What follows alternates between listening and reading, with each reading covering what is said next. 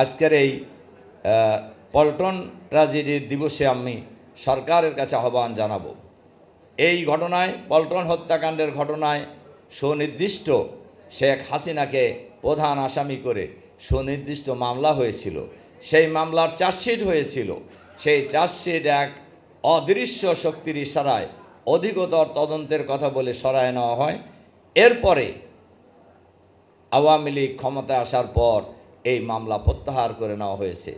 আমরা অন্তর্বর্তীকালীন সরকারের কাছে আহ্বান জানাবো, অবিলম্বে এই মামলা পুনরুজ্জীবিত করতে হবে এবং খুনি হাসিনা সহ 14 দলীয় দলের নেতা কর্মীরা যারা এই মামলার চার্জশিটভুক্ত আসামি ছিল তাদের বিরুদ্ধে আইনানুগ ব্যবস্থা নিতে হবে, বিচার করতে হবে, ফাঁসি দিতে হবে, ফাঁসি কার্যকর করতে হবে আগামী দিন। এটা হলো আজকের পল্টন ট্র্যাজেডি দিবসের আমার মূল কথা।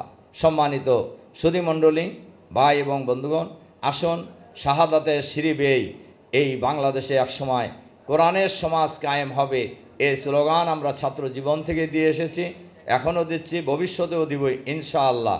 এবং এই বাংলাদেশে অনেক গণহত্যা হয়েছে এবং আমি গতকালকে জামাতের আলোচনা সভায় বলেছি পল্টন হত্যাকাণ্ডের উপরে।